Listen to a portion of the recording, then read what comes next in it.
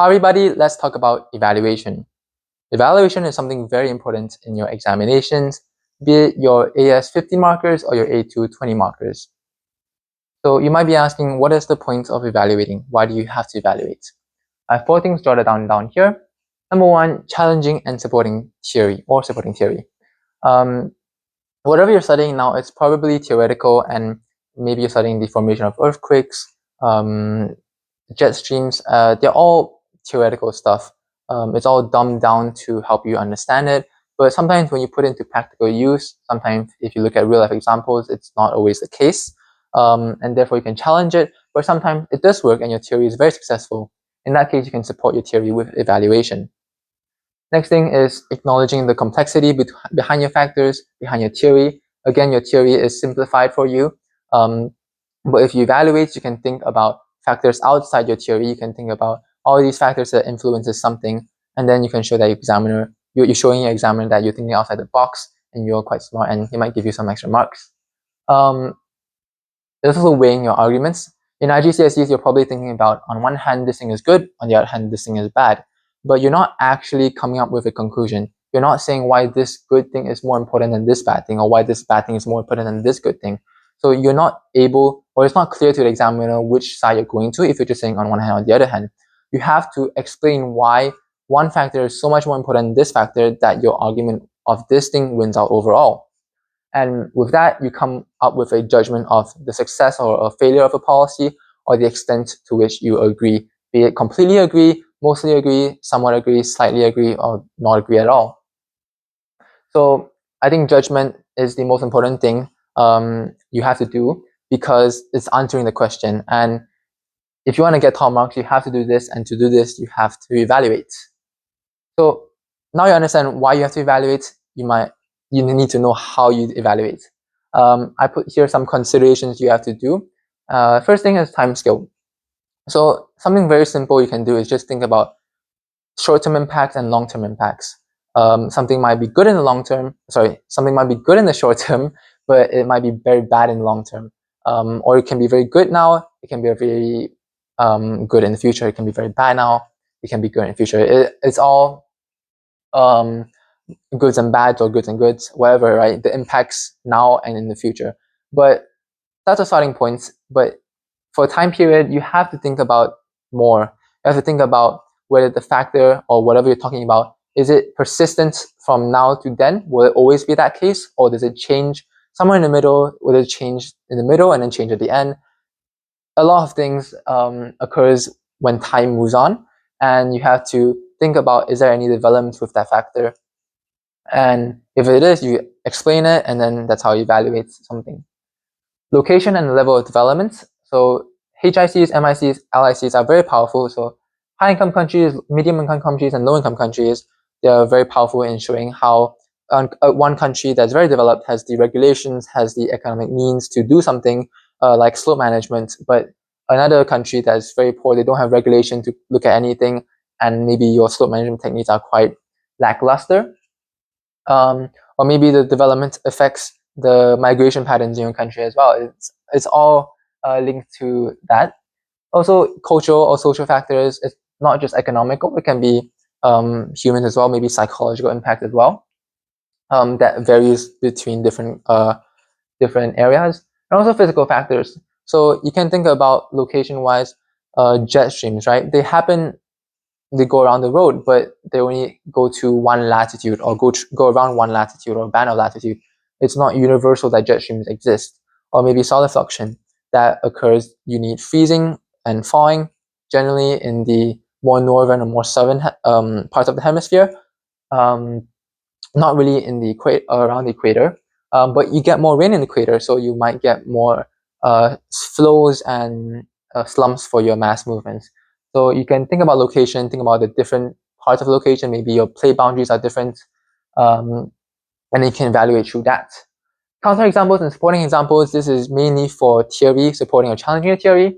Counter examples, obviously, your challenging theory and supporting your theory.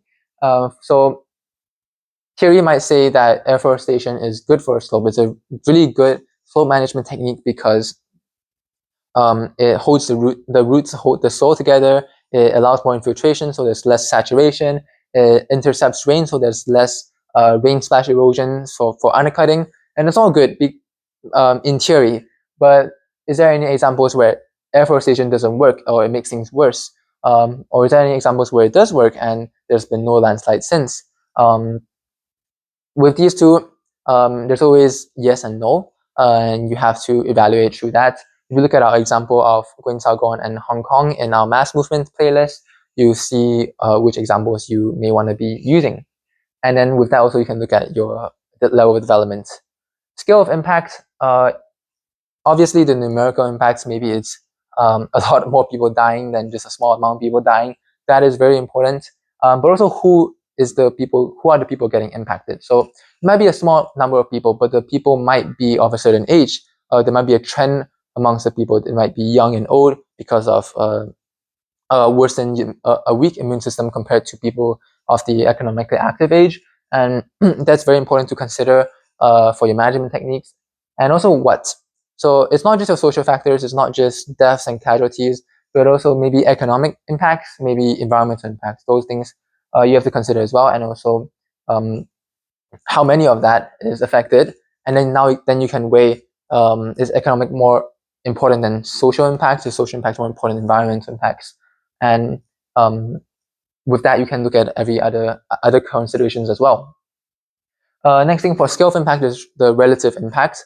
So you can compare this events now and its impacts to previous ones.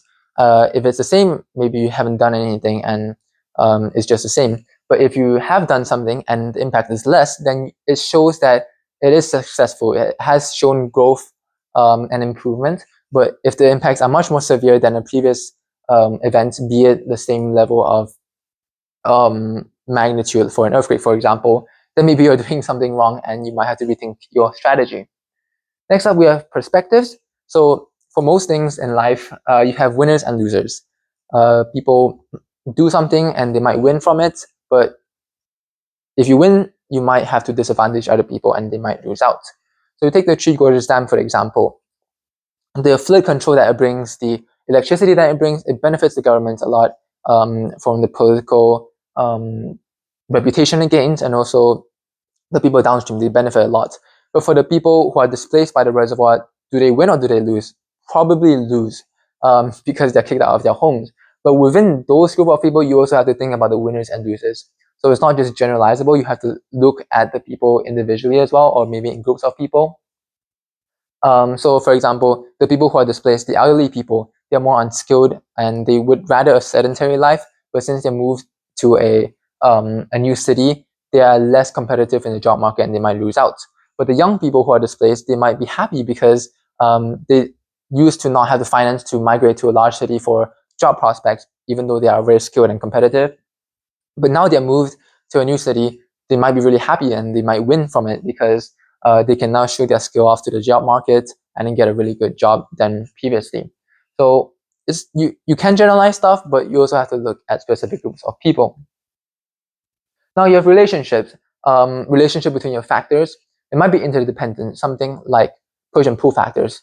Push factors are required to drive people out, but pull factors are required to entice people in. If you don't have push factors, you won't get people moving out to areas with pull factors. But if you don't have pull factors, people probably won't be driven out anyways, because where else can they go, right? So there are some factors that might be interdependent where you can argue nuance, but there are also factors that are related due to them being a catalyst, like an amplifier. It exacerbates impacts or speeds up a process. In that case, that factor that is the catalyst is more important. Or maybe a factor is a foundation or something. So without it, everything else would not have happened. It would have collapsed. But you also have to think, if it's just the foundation, would it really build up to such an extent? Because that's the role of the catalyst, right? With a foundation, you just have the foundation, but does it really lead to a chain of events that lead to that, or is it the catalyst? So that's how you argue. One is much more important than the other, but obviously you can argue either side as long as you make sure you have a judgment of one thing. And there's many more considerations you can think about. These over here, these 1, 2, 3, 4, 5, 6, these 6 considerations are probably the more important ones that you have to consider for evaluation. But you're doing geography, you're doing the study of the world, and there's so much more that you can think about other than just these 6. So if you want to find out more, just stay curious, read more, read around your subject, or read the news or whatever, and think about what you're reading. Think, is there more to the story than what I'm reading now? And just stay curious, keep researching, and I'm sure you'll do fine. So now you understand what evaluation is. I hope you guys can use it and get really good marks in your examinations. I hope you guys enjoy it, and I'll see you in the next video.